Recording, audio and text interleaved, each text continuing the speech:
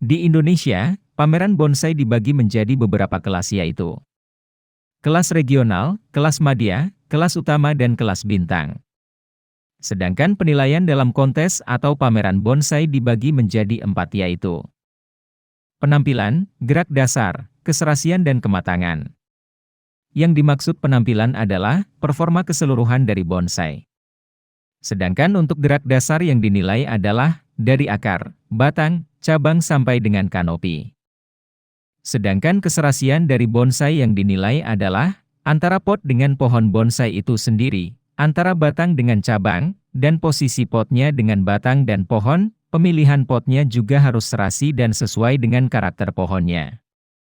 Sebagai contoh, bonsai dengan model slanting untuk pemilihan potnya harus agak tinggi, dan jangan sampai ujung atau kanopi dari bonsai dengan model ini sampai menyentuh tanah atau tatakan bonsainya.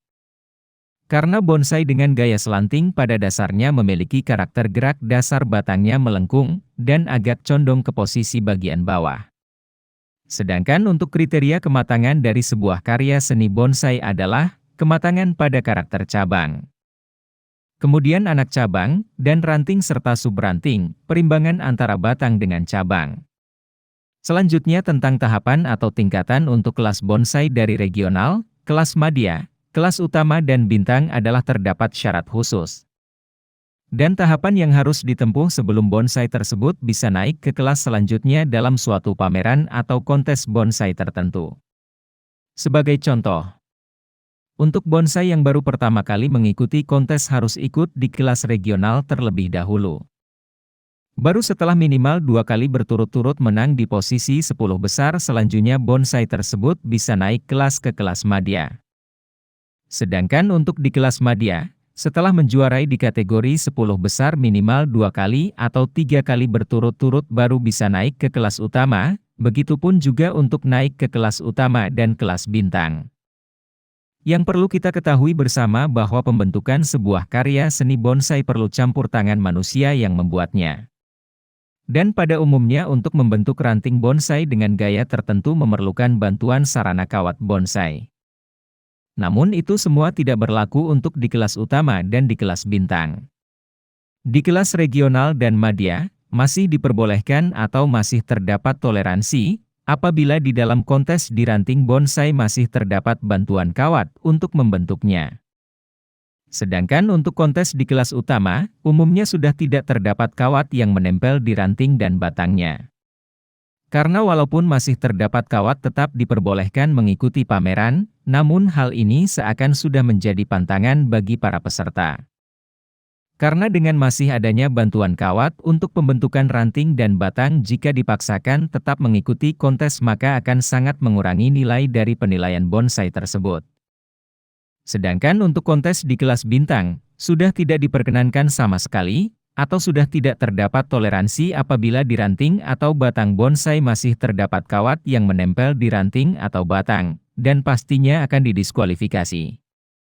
Sedangkan, untuk membuktikan suatu bonsai sudah layak dan memenuhi kriteria naik kelas ke level berikutnya, dibuktikan dengan hasil penilaian yang diberikan oleh panitia atau juri yang menyatakan bahwa bonsai tertentu sudah layak naik kelas.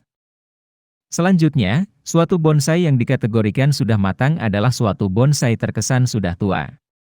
Perimbangan cabang dengan ranting, anak ranting dan subranting, semuanya sudah terpenuhi dalam suatu pohon tersebut. Sedangkan untuk pemula, bisa mengikuti kontes dan pameran bonsai di kelas prospek. Bonsai kelas prospek adalah suatu bonsai yang baru mengikuti PAMNAS, dan mempunyai potensi yang besar untuk kualitas bonsai ke depannya bisa menjadi lebih baik. Tentu saja seiring dengan berjalannya waktu, bonsai tersebut bisa menjadi lebih bagus dari yang sekarang. Dan boleh dibilang bonsai kelas prospek ini adalah kelas awal, atau dasar, dengan menonjolkan perakaran, gerak dasar atau titik tumbuh. Dan di kelas prospek ini, tentunya bantuan kawat bonsai sebagai bantuan, atau sarana untuk pembentukan karakter ranting dari suatu bonsai, masih sangat diperbolehkan, termasuk pengelosan di media tanam dari bonsai itu sendiri. Demikian sekilas tentang tahapan atau klasifikasi dan kelas-kelas bonsai dalam suatu pameran atau kontes bonsai. Semoga tayangan ini bisa menambah wawasan untuk kita bersama dan dapat memberikan manfaat untuk kita semua. Terima kasih.